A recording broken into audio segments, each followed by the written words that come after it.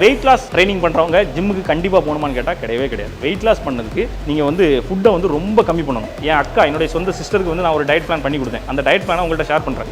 காலையில் 2 சப்பாத்தி, அதுக்கப்புறம் மதியம் 11:30 டைமில் வந்து கொஞ்சம் வெஜ் சாலட்டு, மதியம் வந்து கொஞ்சம் அவள் எப்பவும் சாப்பிட்ற ரைஸை விட பாதி ரைஸு, அது கூட அவள் எப்பவும் போல வீட்டில் என்ன வைக்கிறாங்களோ அதே தான். அதுக்கப்புறம் 4:30 டைம் ஒரு பிளாக் காஃபி, 2 டேட்ஸு, 2 பாதாம், அதுக்கப்புறம் நைட்டு மறுபடியும் 2 சப்பாத்தி. அவள் ஒர்க் அவுட் பண்ணாலான்னு கேட்டால் கிடையவே கிடையாது. லேடிஸுக்கு ஓகேவா, ஒர்க் அவுட் பண்ணாலும் கேட்டால் கிடையவே கிடையாது. ஆனால் வெயிட் லாஸ் ஆயிருக்கான்னா 2.5 மாதத்தில் நாங்கள் வந்து 8 கிலோ கம்மி பண்ணியிருக்கிறோம். சைஸ் அப்படியே சுருங்கிருச்சு, கரெக்டாக ஆகிட்டு. அவள் ஒர்க் அவுட் எதுவுமே பண்ணல.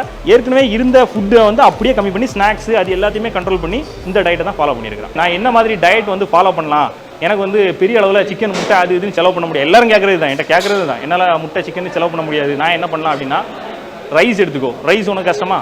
ரைஸோட நமக்கு மாஸ்க் கொடுக்குறது வேறு என்ன இருக்குது? இங்கே வெளிநாட்டில் ரைஸ் கிடைக்காட்டாலுங்கிறது ஏற்றுமதி வந்து அந்த ரைஸ் தான் ஆட் பண்ணிட்டு இருக்கான். பெரிய பெரிய பாடி பில்டர் ரோனி கோல்மனே நிறைய நேரம் ரைஸ் தான் லோட் பண்ணுவார் பார்த்தீங்களா. ரைஸ் கூட சிக்கன், ரைஸ் கூட இது, ரைஸ் ஏன்னா கார்போஹைட்ரேட் அதில் தான் நிறைய இருக்குது.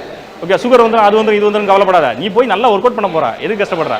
ரைஸ் ஒரு நாளைக்கு 3-4 நேரம் ரைஸ் எடுத்துக்கோ.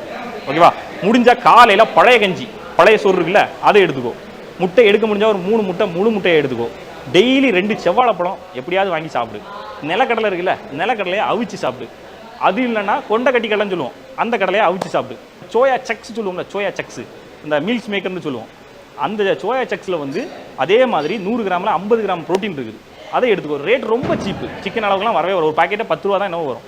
ஓகே, அதை எடுத்துக்கோ. இந்த மாதிரி இது எல்லாத்தையும் ஒரு நாள் ஃபாலோ பண்ணக்கூடாது, கண்டினியூஸாக ஃபாலோ பண்ணணும். 2 செவ்வாழைப்பழம், மீல் மேக்கரு, அதுக்கப்புறம் வந்து ஒரு 4 நேரம் ரைஸு, அப்புறம் கொண்டை கட்டி கடலை, நிலக்கடலை, இது இவ்வளோத்தையும் டெய்லி ஃபாலோ பண்ணணும். பல்க்கு தன்னால் வரும், வர்றது வரைக்கும் கண்டினியூ பண்ணணும்.